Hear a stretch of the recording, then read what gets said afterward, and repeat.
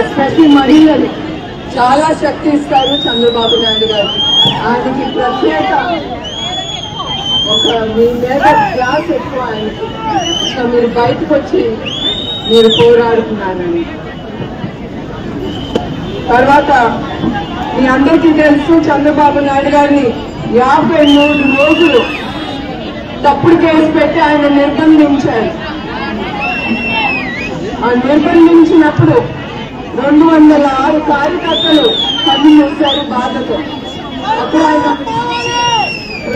ఒక్క కుటుంబానికి వెళ్ళి వాళ్ళని ఓదార్చి భరోసా ఇచ్చి ఏమని తెలుగుదేశం పార్టీయే కాదు ఆయన కుటుంబం ఎప్పుడు వాళ్ళకి అండగా ఉంటుందని. నేను ఎప్పుడు బయటికి రాలేదు, నేను ఎప్పుడు కార్యకర్తని చూడలేదు. కానీ ఇది ఎందుకో దేవుడు ఇచ్చాడు నాకు. కానీ మీ ఉత్సాహం చూస్తే ఇంకా నాకు మాటలే రావట్లేదు. పార్టీ కోసం త్యాగం చేస్తారని నేను ఎప్పుడు ఊహించలేదు. అందుకే చంద్రబాబు నాయుడు గారు ఎప్పుడు ప్రజలు కార్యకర్తలు ఆయన ఊపిరిలో కూడా మీరుంటారు.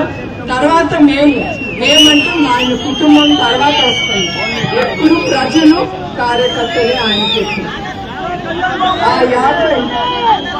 ఆ 53 రోజులు మీరందరూ కూడా పాల్గొన్నారు నాకు తెలుసు. ఆ 53 రోజులు ప్రతి ఒక్కరు బయటకు వచ్చి నిరసన ప్రదర్శన చేశారు. ఎందుకు? ఆయన నాయకత్వం మీద మీకు నమ్మకం.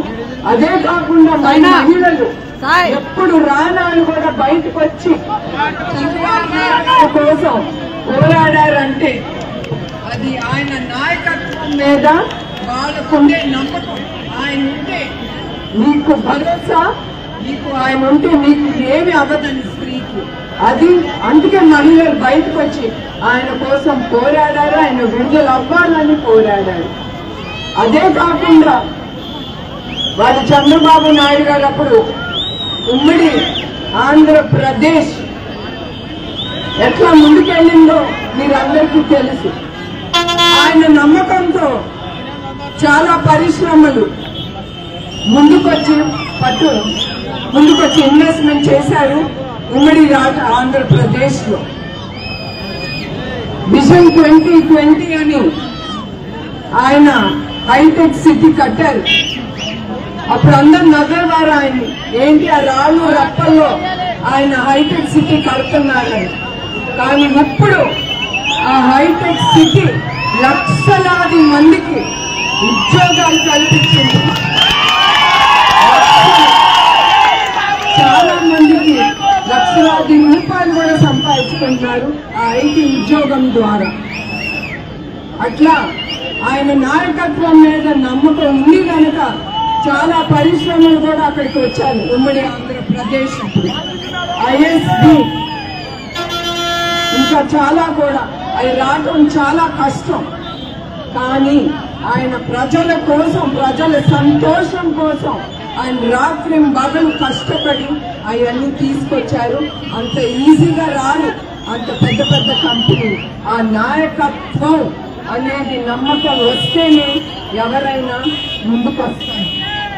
అట్లానే మన ఆంధ్రప్రదేశ్ విభజన అయిన తర్వాత మీ అందరికీ తెలుసు వాళ్ళు కట్టుబట్టంతో మనందరినీ బయటికి పంపించేశారు ఒక్క పైసా లేకుండా కూడా. అట్లాంటి ఆంధ్రప్రదేశ్ ని ఆయన రాత్రి పగలు కష్టపడ్డారు. ఆ 14 ఏళ్ళుగా ఆయన సీఎం గా నేను చూశాను. కానీ 5 సంవత్సరాలు అది ఒక వేరే లెవెల్ గా ఆయన పనిచేశారు. రాత్రి ఒట్టి 3 గంటలు 4 గంటలు పడుకునేవారు. ఏదో 5 సంవత్సరాల్లో ఏదో ఒకటి ప్రజలకి చెయ్యాలి అనే ఉత్సాహం అది మేము ఎప్పుడు చూడలేదు ఆయనలో కూడా. ఆయన 5 ఏళ్ళు ఇప్పటికీ ఉండుంటే ఈ 5 ఏళ్ళు కూడా మన రాష్ట్రం పక్క రాష్ట్రం దూసుకెళ్ళిపోయేది. నంబర్ 1 స్టేట్ గా మిగిలిపోయేది భారతదేశంలో.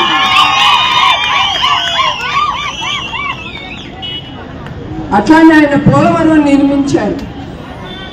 ఎందుకు నిర్మించి 72% అయిపోయిన తర్వాత ఆగిపోయింది. ఈ ప్రభుత్వం దాని ముందు తీసుకెళ్ళలేదు. పోలవరం ఆగిపోయిన తర్వాత అన్నదాతలకు ఇప్పుడు కరువు కాలం, నీళ్లే లేవు, వాళ్ళకి ప్రజలకు కూడా నీళ్లు లేవు. అది ఈ పాఠకాలు అయిపోయి మన ఆంధ్రప్రదేశ్ సస్యశ్యామలంగా ఉండేది. అట్లానే పట్టిసీమకి ఆయన నీరు అందించారు. నదుల అనుసంధానంతో కూడా నీరు అందించారు. అట్లా చెప్పుకుంటా పోతే చాలా చేశారు. ఒకటే మన దురదృష్టం, ఈ 5 సంవత్సరాలు ఆయన లేదు. ఇప్పుడు ఈ రాష్ట్రం వచ్చి ఏమి అభివృద్ధి చేసిందండి? చాలా గొప్ప రాష్ట్రంగా మిగిలిపోతుంది ఆంధ్రప్రదేశ్. నంబర్ 1 రాష్ట్రం యావత్ భారతదేశంలో. దేనికి చెప్పండి మీరే. ప్రజలు చాలా ఎదుర్కొంటున్నారు కదా. గంజాయి, శాండ్ మాఫియా, భూ కబ్జా, కల్తీ మద్యం, ఇవి ఇంకా ఎన్నో చెప్పాలి. చెప్పుకుంటా పోతే మనకి రోజు కూడా చాలు. అవన్నీ చేసి చివరికి ఎవరండి వాళ్ళ జోకులు పొట్టలు నింపుకుంటున్నారు. మన ప్రజలందరినీ, ఆంధ్రప్రదేశ్ ప్రజల్ని అంధకారంలో పడేస్తున్నారు. వాళ్ళకి ఒక దారి కూడా చూపించట్లేదు ప్రజలకి. అదే ఇప్పుడు నేను అన్న, మీరు యువకులు ముందుకు రావాలి, ముందుకొచ్చి మీరు ఓటు వేయాలి. అదే నేను కోరుకునేది. ప్రతి ఒక్కరు మనం ముందుకొచ్చి ఓటు వేయాలి.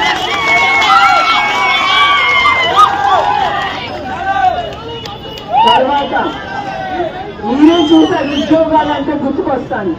మొన్న చంద్రబాబు నాయుడు గారు 53 రోజులు నిర్బంధించినప్పుడు హైదరాబాద్ లో ఎట్లా ఐటీ వాళ్ళు ముందుకొచ్చి పోరాడారు. మీరే చూశారు కదా. ప్రోగ్రాం పెట్టుకుని వాళ్ళు ఎట్లా ముందుకొచ్చారు. ఆయన మర్చిపోలేదు. ఎందుకంటే వాళ్ళ జీవితాల్లో వెలుగు ఆయన చూపించారు కనుక. అది ఆయన ఉండే గొప్పతనం, ఆ నాయకత్వంలో ఉండే గొప్పతనం. తర్వాత ఆయనే కాదు నిర్బంధించింది మన కార్యకర్తలు, తెలుగుదేశం కార్యకర్తలు చాలా మంది జైల్లో పెట్టారు, చాలా కేసులు పెట్టారు. కానీ మనాళ్ళు ఏమి ఒక్క అడుగు వెనకేయలేదు. ఇంకా ఖర్చుతో ముందుకెళ్తున్నాం. ఇంకా మన స్త్రీలు మనం చాలా ఎదుర్కొన్నాం. అమరావతి నిర్మాణం అప్పుడు ఎంతమంది చంద్రబాబు నాయుడు గారి నాయకత్వం మీద నమ్మి అన్నదాతలు 33,000 ఎకరాలు ఎప్పుడు యావత్ దేశంలో ఇది అవ్వలేదు, ప్రపంచంలో కూడా అవ్వలేదు. ఆయన నాయకత్వం మీద నమ్మి ఆ 33,000 ఎకరాలు ఆయనకు రాసిచ్చారు అమరావతి నిర్మాణానికి. కానీ ఇప్పుడు మనకేమైనా ఒక రాజధాని ఉందా? 3 రాజధాని అన్నా ఒక రాజధాని లేదు. అమరావతి దాటలు ఇప్పుడు కూడా 1600 రోజులైంది.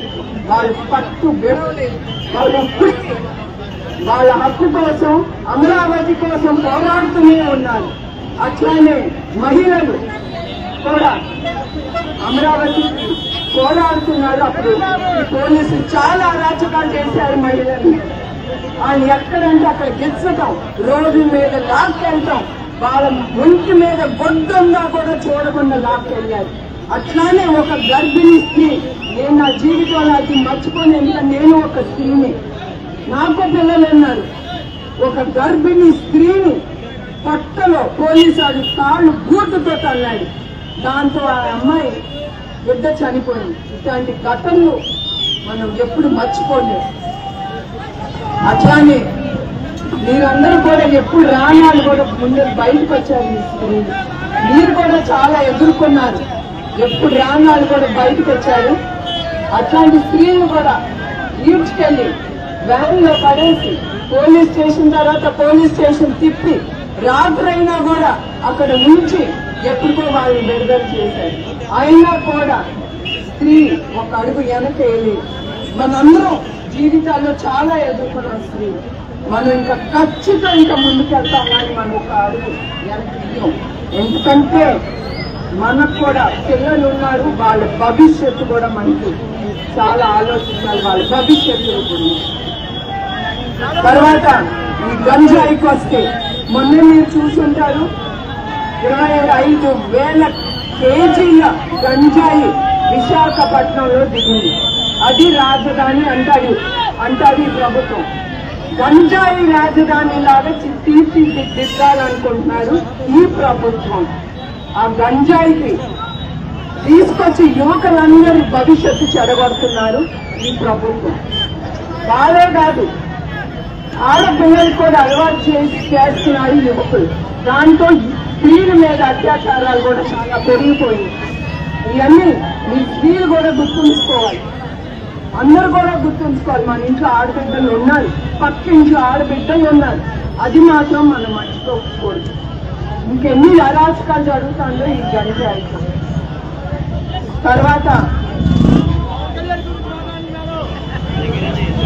తర్వాత మన కార్యకర్తలు, తెలుగుదేశం కార్యకర్తలు వాళ్ళు ఎప్పుడు నేను మర్చిపోను. ఇప్పుడు మనం చాలా ఎదుర్కొంటున్నాం కార్యకర్తలు. ఇప్పుడు కొన్ని కార్యకర్తలు నా మనసులో ఉండిపోయి అట్లా ఎంతమంది త్యాగాలు చేశారో చెప్పని అవసరం లేదు. వాళ్ళు మహానుభావులు. చివరికి మనం అనుకోవాలి వాళ్ళు రాష్ట్రం కోసం వాళ్ళ జీవితాలు త్యాగం చేశారని. అట్లానే మాచర్ల చంద్రయ్య గారు, ఆయన్ని తెలుగుదేశం కార్యకర్తని తెలుగుదేశం కోసం ఏమన్నా చేస్తాడని ఆయన్ని కత్తి మెడ మీద పెట్టారు వైసీపీ నాయకులు.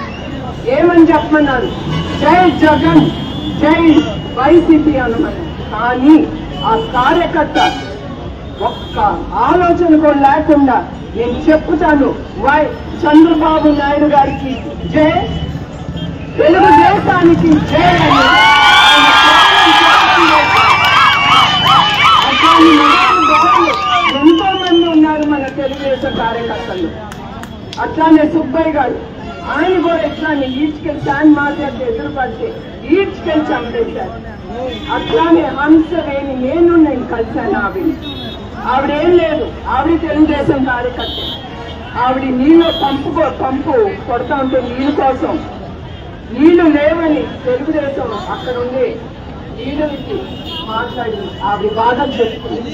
ఆవిడ అది చెప్పిందని ఈ వైసీపీ ప్రభుత్వం ఆ అమ్మాయి లాక్కండి 2 కళ్ళు పీకేశారు. వాళ్ళు మనుషుల రాక్షసులు మీరు ఆలోచించారు. ఇప్పుడు రాక్షస భావంలోనే ఉన్నారు మనందరం. అట్లానే ఆవిడికి ఒక కొడుకు, కాళ్ళు లేదు, చేతులు పనిచేయదు. ఒక తల్లి ఆవిడికి 66 సంవత్సరాలు. అప్పుడు ఆ తల్లి చూసుకోవాలి ఉంటుంది, ఎట్లా చూసుకుంటుందండి? అట్లా ఎంతో మంది మహనీయులు మన తెలుగుదేశంలోనే ఉన్నారు. మనం చాలా గర్వపడాలి. నాకు తెలుసు మనం ప్రతి ఒక్కళ్ళం చాలా ఎదుర్కొంటున్నాం ఈ ప్రభుత్వంతో. వాళ్ళు భయపెట్టించడానికి చాలా చేస్తున్నారు అరాచకాలు, ఎస్పెషలీ తెలుగుదేశం అంటే. వాళ్ళని భయపెట్టించి ఇంట్లో కూర్చోబెడదాం అనుకుంటున్నారు. అందుకే ఒక్కొక్కళ్ళు వచ్చి నాకు చెప్తారు 10 కేసులు, 20 కేసులు, 30 కేసులు. మన లోకేష్ కూడా అన్నారు. ఆ దయాకర్ ప్రభాకర్ రెడ్డి గారు, ఆయన మీద 300 కేసులు. ఇట్లానే కాదు చెప్పుకుంటా పోతే ప్రతి ఒక్క కార్యకర్త మీద కేసు. కానీ మీరందరూ తెలుగుదేశానికి హీరోలు, అది నేను చెప్తున్నాను. కాదు, మీరందరూ దేశాని కోసం, రాష్ట్రం కోసం మీరు మాత్రం విడలేదు. అదే నేను కోరుతున్నాను అందరూ. అట్లానే చంద్రబాబు నాయుడు గారు సూపర్ 6 అనేది అనౌన్స్ చేశారు. అదేంటి? 20 లక్షల మందికి ఉద్యోగాలు కల్పిస్తా అన్నారు. 3,000 రూపాయలు ప్రతి నెల వాళ్ళ అకౌంట్కి వెళ్తుందని చెప్పాను.